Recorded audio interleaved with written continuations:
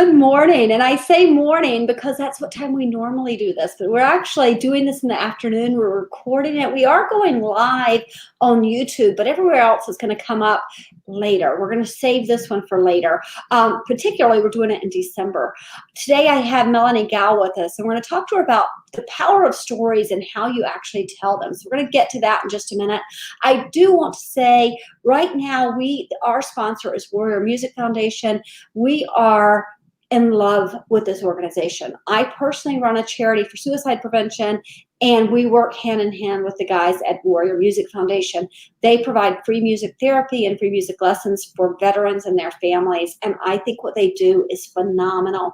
It is changing lives, and I get to see some of the letters that come through from the children of veterans who say, my dad is doing much better, or my mother is doing much better, or quite honestly, I'm doing much better. And we're seeing this all the time. It really is really amazing what they're doing over there. So if you have a chance to go over, see what they're doing, donate if you can. It takes about $1,000 to put a veteran through a single program there because of the music therapy end of it.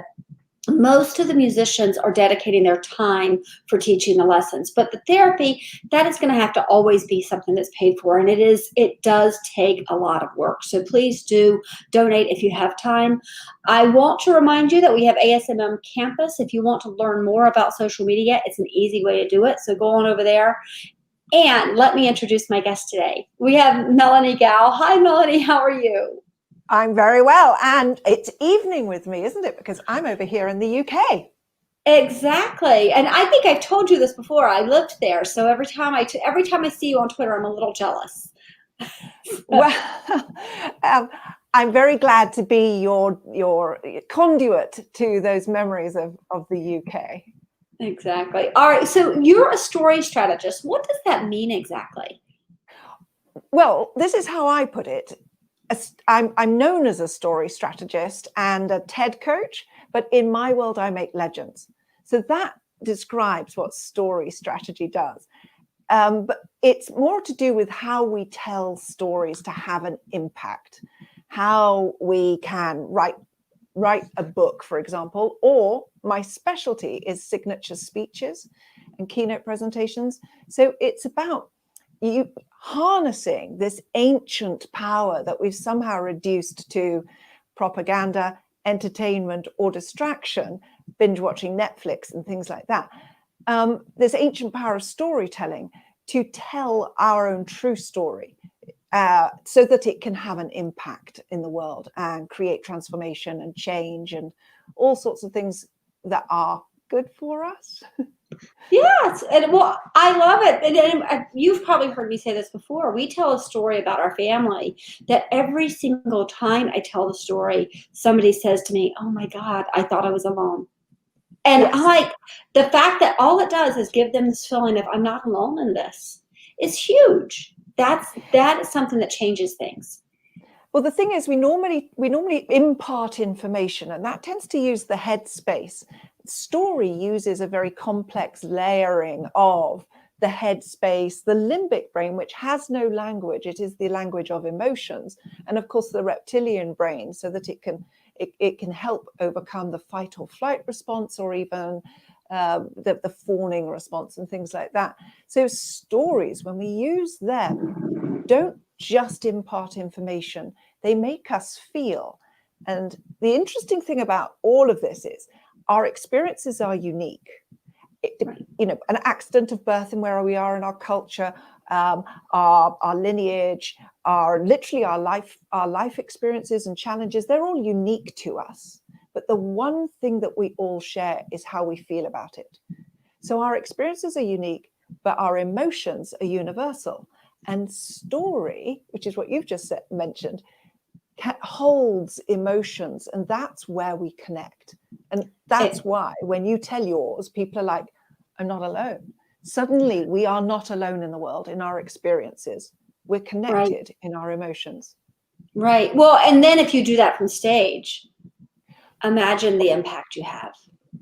Well, I always say that if you most of us have an experience of reading a book, and I know that you're a big fan of books, and that we also, most of us are used to going to films or seeing things on TV fiction. If you think about Right. fiction, it makes you scared, it makes you laugh, it makes you sweat, literally physically produce sweat, or fall in love, or feel something. And that's just flickering light in our minds. So Right. the power of story is something that we all experience all the time, but don't necessarily notice. And imagine the power of a true story that can influence people or can inspire people or genuinely heal them in hearing it, which is the sort of what you're touching on with yours. And it can also help us to see possibility in the future. They can lift us up high enough to see far enough to believe in possibility. So they when we actually tell a story, we're harnessing one of the oldest powers the human being has. We are co-evolved by story and can use story to create new outcomes. That's why I find it an incredibly powerful magic, really. I love that. Actually, it is magic. It really is. If you sit there and you hear somebody's story that really touches you, and you feel that the your hair stands up on your arms because you're like, oh my gosh, I can relate that much. I love that. So I do want to, and I'm going to give you a warning. The mailman is coming to my door, so I'm going to mute myself in 1 minute because Rocky's going to bark. So, not very professional, but it's where we are. So tell me, let's start with, what is the number one mistake in storytelling? What is the number one mistake?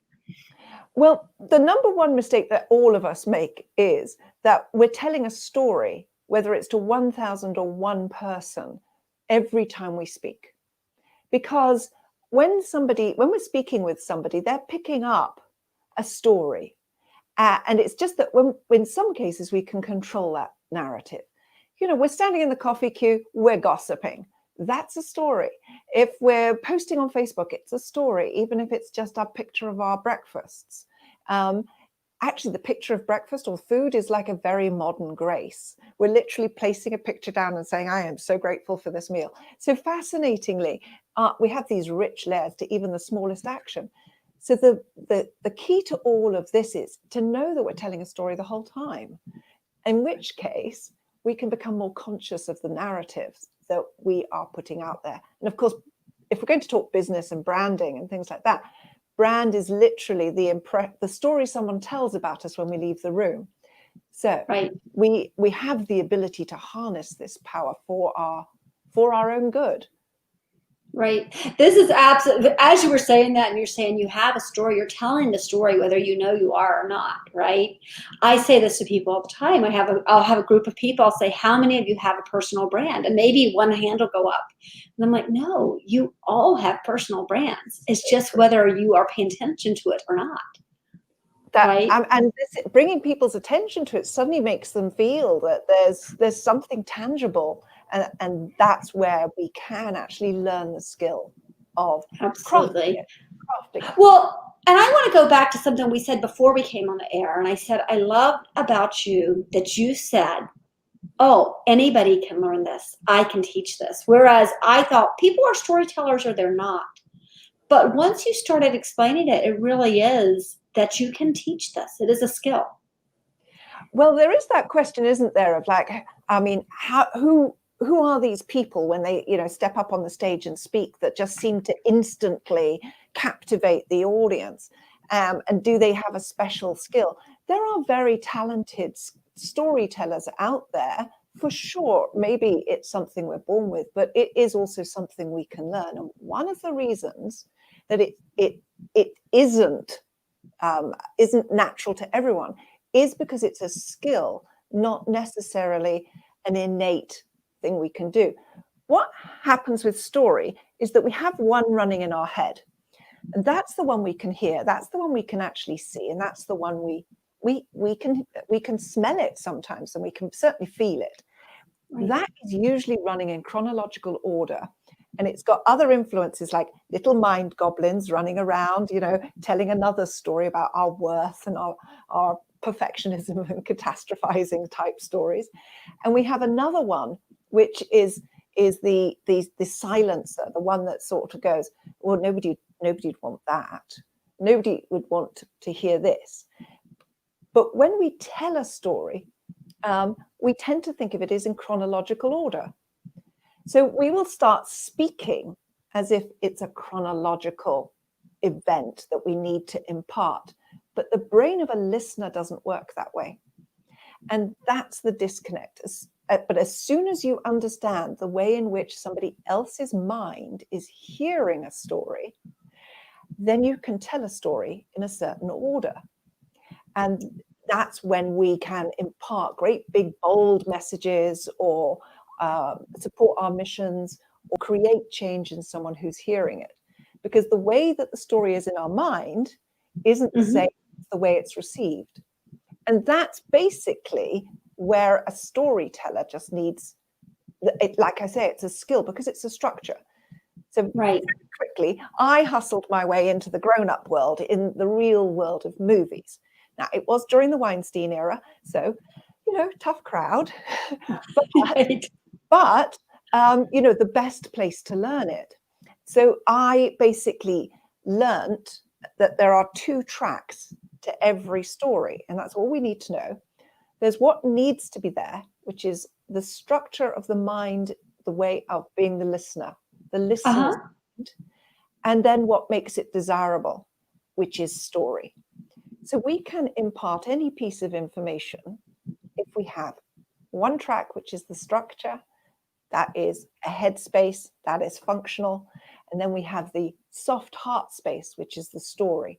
And if we put those 2 pieces together, yes, it is a little bit strategic. Yes, it does take a little bit of thinking, but pretty much like learning to ride a bicycle, as soon as you actually learn it, you start being able to do it without thinking. Well, that makes sense. Oh, postman's here. I can keep talking.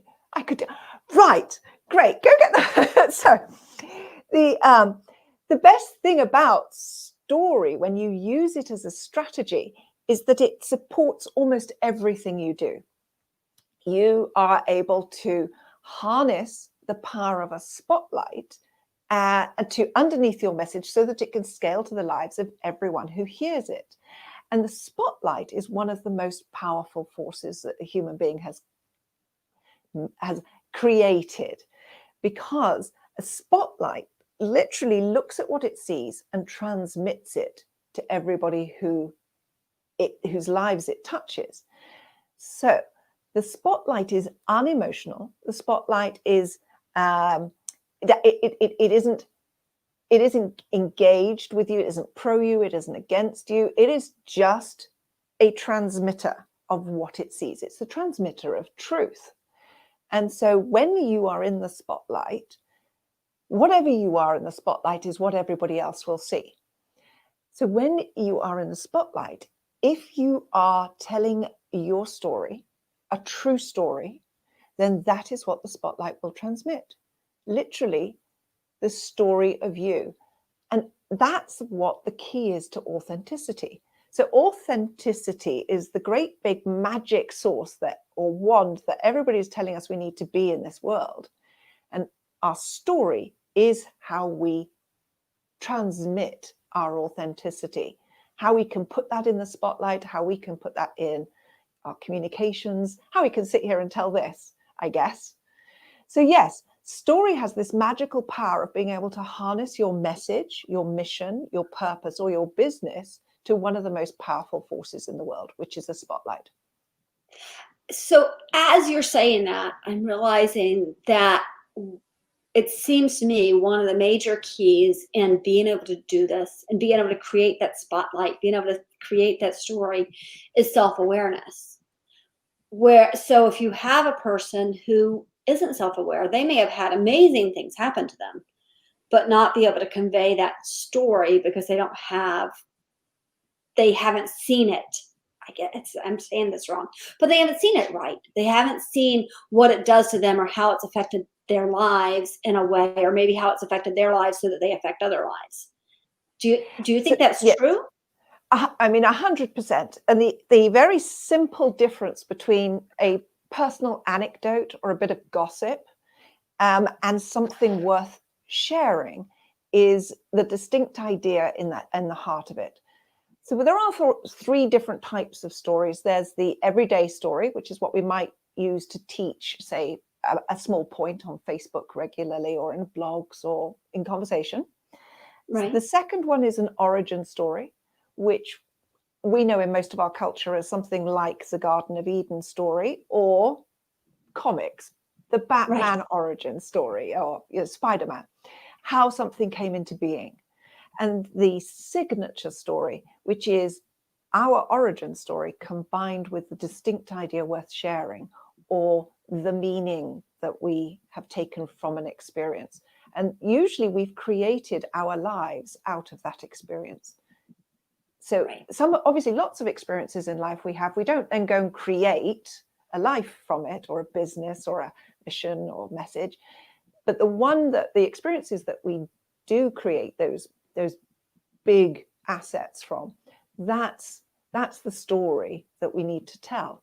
So yes, a story, but combined with a distinct idea worth sharing, is what makes it actually worth listening to. Right. No, absolutely. I completely agree with that. I'm going through stories that have changed my life personally, right? The things that, Burgers and Bands was born of our story, right? So, all right. So let's go on. What is the number one truth about stories? So the number one truth is that story will prevent you from going down what we call the how hole. Okay. So here's going back to something I touched on earlier. When we hear a story, and this is about branding, and this is about impressions that we leave, our emotional calling cards. But when we hear a story, we remember it. We don't remember facts, and we don't remember data, but we remember stories, and much more importantly, we repeat stories. We love hearing somebody's stories. However, when it comes to talking about ourselves, we jump straight away to our expertise. We're like, no, I know I love stories, but nobody wants to know mine. I'd better talk about my expertise, because at least then they'll know I'm really clever. And so the story piece is what saves you from the how hole. And I say it like this: expertise is a bit like being in a rowing boat. You put in some effort, and on a sunny day, you'll pretty much get across a lake. But story is like putting up a sail. It is as if you then move by magic. And that's the difference between the two. So that's the number one truth, is that story will save you from the how hole, and from jumping into expertise and making those big mistakes when you're communicating, because you will then utilize what it is that absolutely everybody loves, which is a story. Isn't it amazing that we don't think our own story is worth sharing? You see, and that's when I talk about these flatulent creatures that live in the back of our brain, those mind goblins. Yes. Because they're the ones going, oh, you're not worth it. You're useless. Or, the thief of joy, as I call them. Absolutely. So yes, we have that thing of like, oh no, my story is not worth telling. But as soon as we actually learn that there's a structure to telling it, and as soon as we start realizing that when we put our story together in a certain way, everything we've ever done makes sense, that becomes this sort of centering. You are physically, mentally, and emotionally in one place, and it's right here. And that makes you feel unstoppable. And so all of those stories about our worth, or our mistakes, or our shame, they become part of the triumph. They become part of the solution, and suddenly they disappear. And that, it just makes you feel unstoppable. So yes, we do live in the mind goblin space, but that's why I'm passionate about bringing people home to their stories, because we become unstoppable. It's so important. It's such an important thing that we can give. We can be the poorest person in the world, and we can give a story that changes someone's entire outlook. You can give a story. Oh, I just listened to a great story, actually. I just listened to Scott I'm forgetting his, Scott Kelly, the astronaut. And he talked about being the horrible student, absolutely horrible student. So this is a story within a story. And he, even all the way through his freshman year of college, and in his freshman year of college, he was basically skipping class and went to the corner store. And he says he wasn't a reader, but he picked up a book, and it was The Right Stuff. And this kid who had been a horrible, horrible student his whole life says, I want to be a fighter pilot. I want to be an astronaut. And it changed. So that story, the power of that story, changed his whole life. And then the power of his story had me coming home to say to my son, it's okay that you're hating school.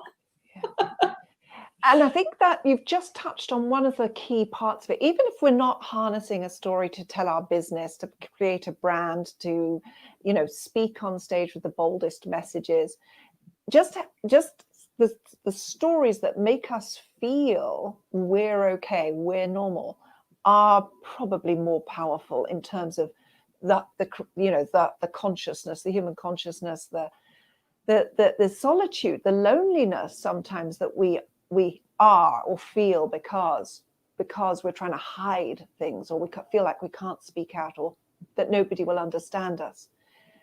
Absolutely. Once we absolutely know our story is worth it, our story matters, then right. We matter. And that probably does more good than, the greatest speech. Yes, absolutely. All right. So you got really excited when we started saying we're going to talk about the number one secret. And I loved it because you almost jumped off your couch. You got excited. So tell us what that number one secret is. Well, I've now overplayed it a bit, haven't I? Well, the number one secret is that it starts with you.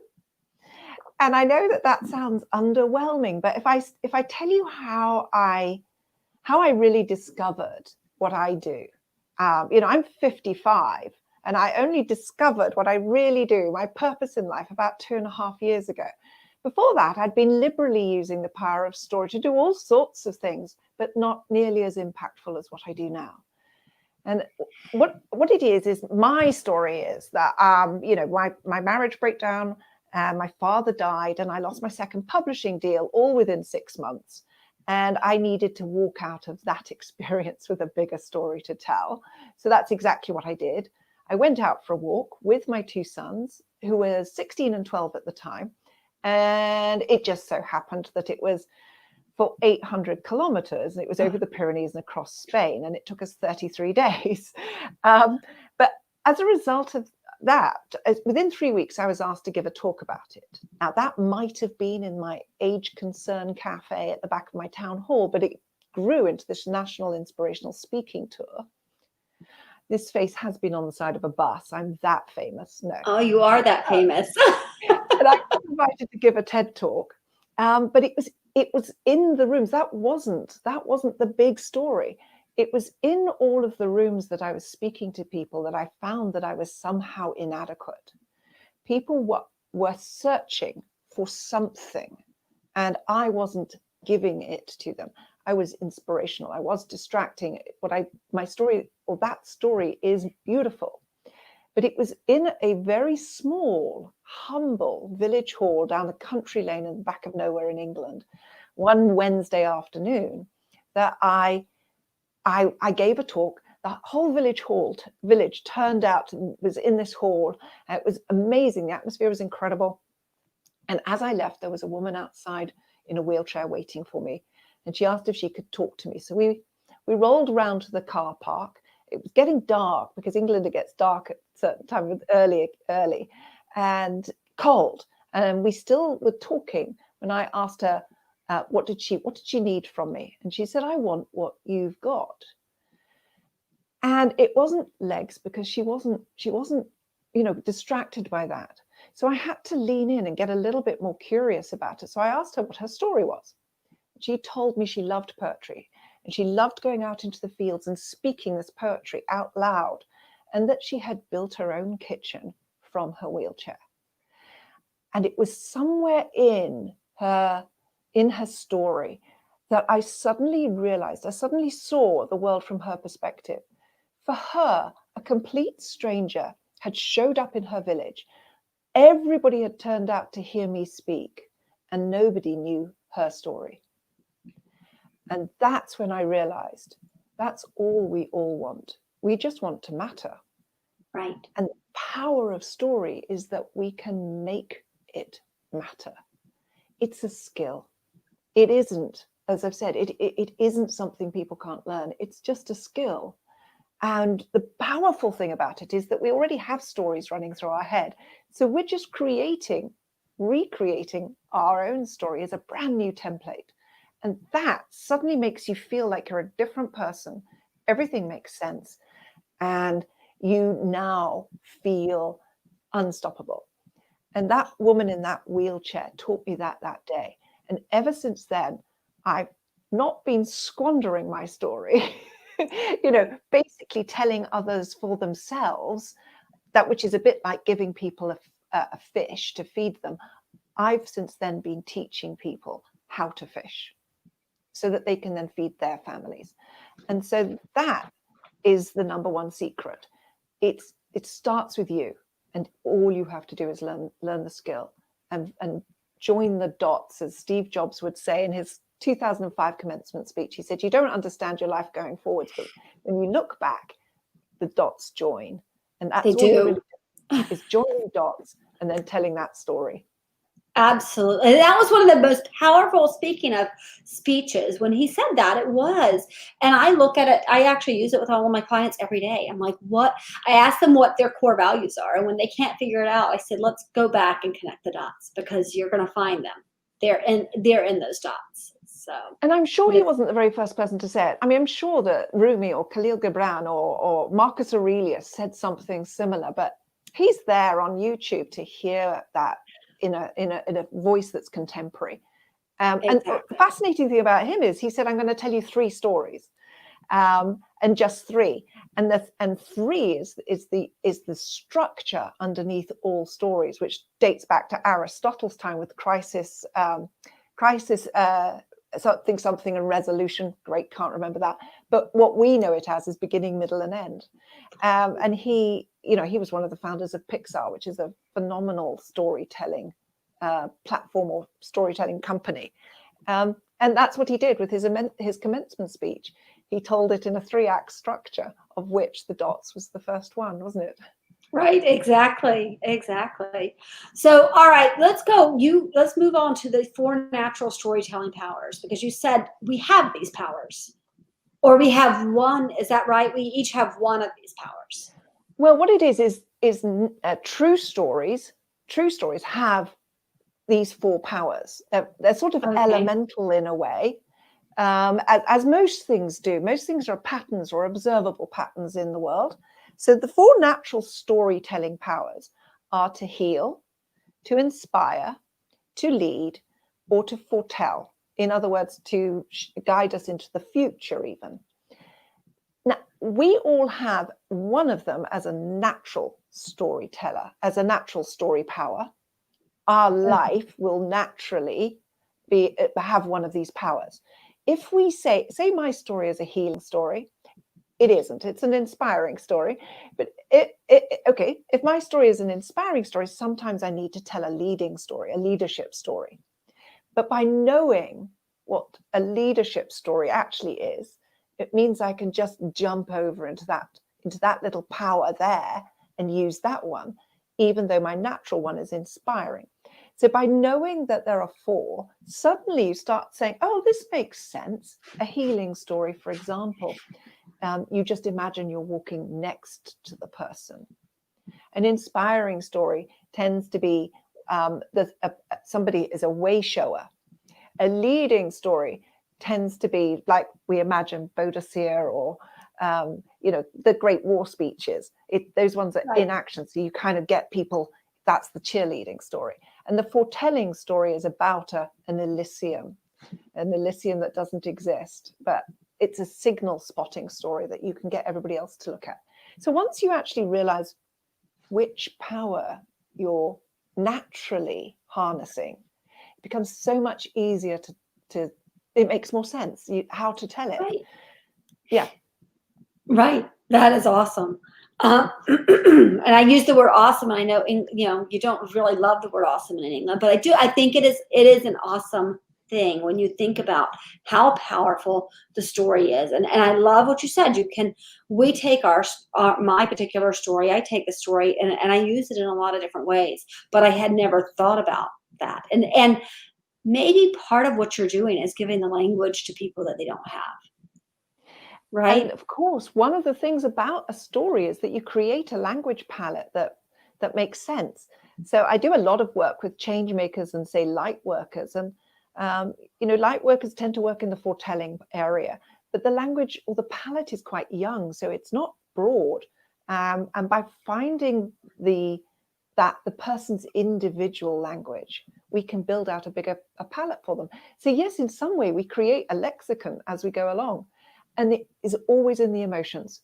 The lexicon is partly in explaining what happened, but making everybody else feel it is literally where the sort of the magic bit is.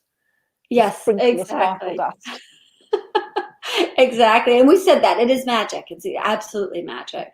All right. Before we go on, I'm going to ask you your favorite book, but I'm not going to ask you that right now because you have something big coming up. I want you to talk about it. You have a storytelling event. Oh gosh, thank you so much for asking about it. This has a story. So I mentioned I'm a TED coach. It doesn't matter if you don't know what the platform is, but it's a global speaking platform for sharing ideas. And I was going to host an event this year, and they're live events, in a venue. And of course, you've all been through the same year I've been through, and all the global stages around the world closed overnight. Right. And I still had, I had clients. I had a year-long mentorship going that was going to work towards that event, and also the chaos. And the absolute fact that this was not going to happen this year. But that was a nothingness, that was a void. And in that nothingness, I had the chance to pause for a second and realize that there wasn't a platform for ordinary stories, true stories that harness these four powers. TED Talk stories tend to be leadership stories, and they tend to be headspace stories. There wasn't a platform for stories by people like you and me that could have this human connection, that could return us to what it is to be human, to truly be human, and realize that I had to create it.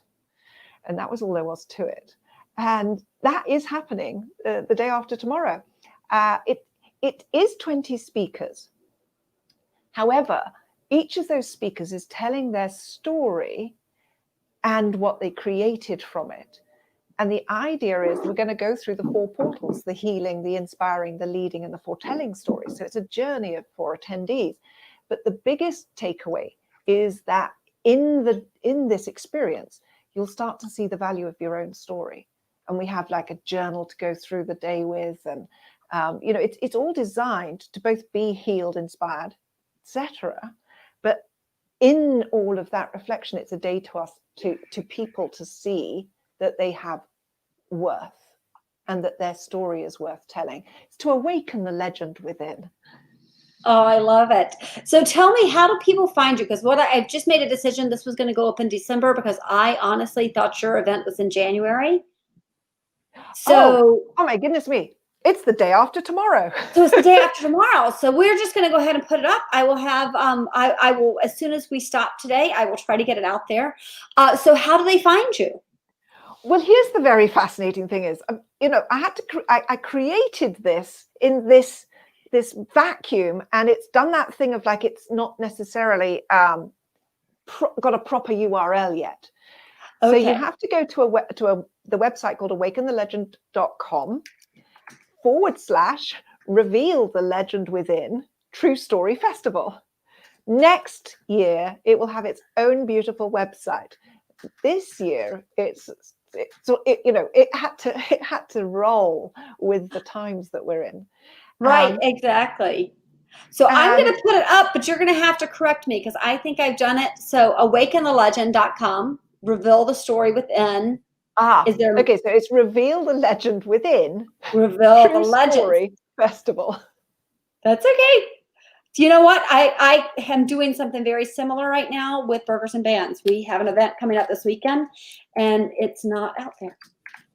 And same thing, I just couldn't get everything together. So it's just going to have to be what it's going to be, and everybody will be happy because we're doing something, right? We're doing something. And I mean, if you go to Eventbrite and search there, it'll come up. It won't be as pretty as my incredibly beautiful website. But yes, so I think you have to have dashes between all of those words. Yes, so I'm going to put awakenthelegend.com so people can see that, and then they can go. Will they be able to find it from that page? Do you know what? By the time we finish talking, I will have put a link on the main page, and that will just That sounds lovely. That sounds awesome. They'll find you. I'm not kidding. I last night got a call from somebody, and they said, so they asked me a question about Burgers and Bands, and I said, that's not until the 14th. And they said, it's the 11th. And I was like, oh my gosh, it's already. I was like, oh, it's already the 11th. I couldn't believe it. So time is just moving too fast. Originally it was, you know, I can't do the timing thing. I was supposed to be doing a TED, and I didn't. And I had to come, this came out. This is like one of those distinct ideas, you know, an idea that everybody has ideas. It's pulling an idea out of that ether where all things are possible at all times. It's pulling it into being. Materializing an idea is much more difficult. And that's kind of what's happened. This was an idea, and it was nearly going to run off, and I had to catch it by its tail and sort of pull it back and create it. And so it's amazing. And I think we have, you know, well over 100 people already attending. You know, it's just caught the imagination, and it is a beautiful thing. And I don't mind it being imperfect, because we just always, it's not a race to the finish line. We're all going to end up there anyway. Life is much more of a labyrinth, and so we'll iterate it as we go. But the actual experience will be amazing. That's what I was about. And some things are just meant to be. Yes. And so I love that you did. I say this with our Burgers and Bands, that people are like, where did it come from? I'm like, it was dropped in my lap. I have no idea how it became what it became. It was just meant to be. So I think that's probably what's yours is as well. That's my lived experience of it. And it almost doesn't it? It almost doesn't feel like it's of us. We're just the conduit right, to bring it through and sort of make it happen. And your Burgers and Bands, I follow you on Twitter, so I keep up with that news, and it does have that energy. It has that energy of that it was meant to be, and it has its life of its own, and you somehow have to keep up with it. I have to keep up with it. Exactly. But that's exactly the feeling I get for you. So I think I'm really excited about this, and I'm so glad you came on today, because I did think it was in January. So I'm glad you came on today. Well, in a parallel universe, it's probably in January, but in the one we the one that matters to us. Yes. So, yes. All right. So you're going to give me 2 books. I asked for a favorite book, and you said, oh, but I got to give you 2. So why don't you tell me 2 books? Okay, so the book that has influenced me the most is probably Bennett Cerf's Little Book of Riddles, but that's an aside. But if you ever want to know how humor is structured and how storytelling works, start with that. It's a masterwork in it.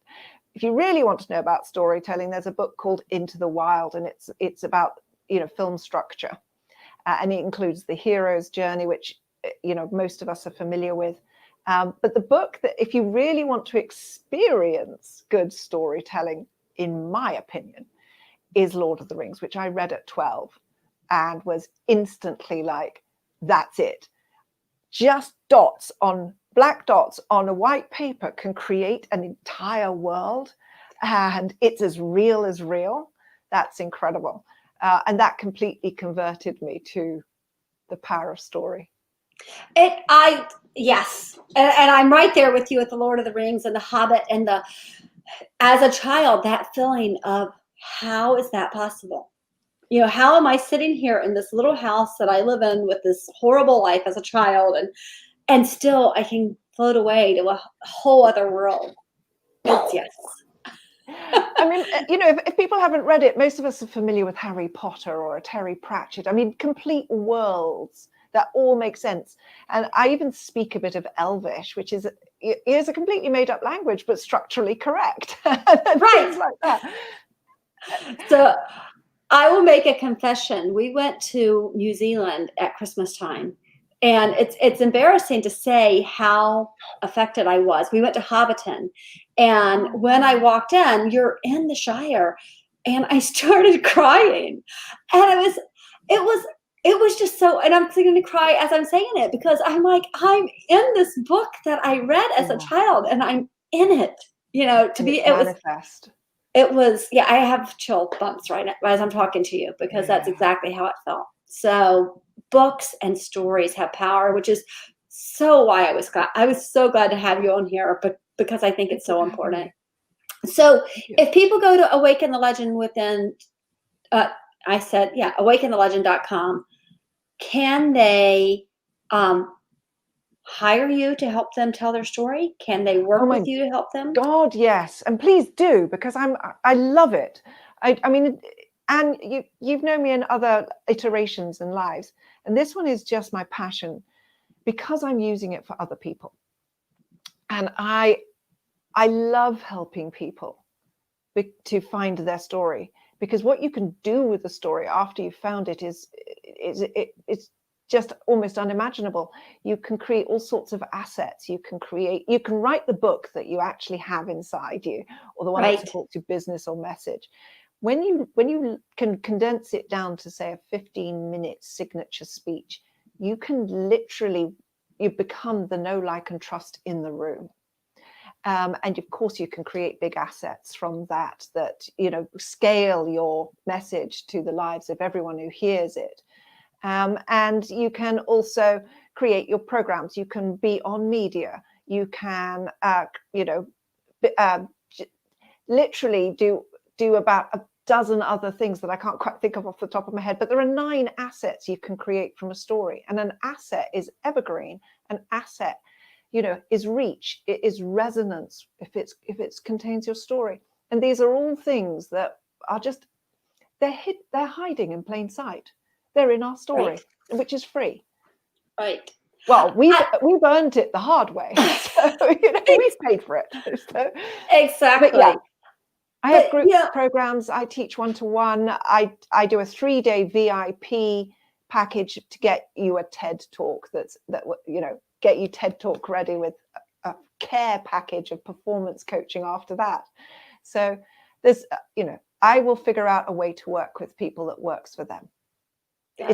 Because it's my purpose. It's my mission in life.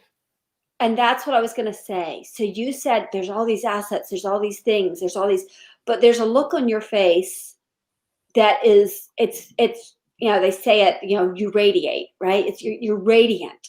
And that feeling, and I only know it because I have it through my charity, but I only know it because I have that. When you find your purpose in life, when you find the thing where you can help other people in some way, everything, I don't even know how to describe it other than to say it's like it lights you up from within, and it makes you feel powerful beyond belief. And so that's worth more than all those other things combined. It's true. And the funny thing about it is it's one of the most radical acts to take your story back from a world that has spent a lot of time telling you what it should be and what's possible for you and what you need to do. To find your purpose is to claim your story back. And that, as you say, it's a light from within. And it's just a feeling every single day of, what shall I do with this one glorious day? Right, exactly. Well, Mel, thank you so much for coming on. I really appreciate this. I want to remind people real quick to please subscribe. You can subscribe where you're listening to the podcast. You can also subscribe over at YouTube. Please do subscribe. We have every day I meet new people who I want to bring on the show. Sometimes I think like Mel that I go, wait, how have I been doing this for 6 months and not had you on the show? And I know a lot of amazing people. So we will continue to do that. Bring people on who have stories to share with you that will change your lives. Mel, thank you so much. I really appreciate you coming on. Thank you. It's been an absolute blast and I've loved it. So thank you. It's a pleasure. Thank you. All right, you stick around 1 minute.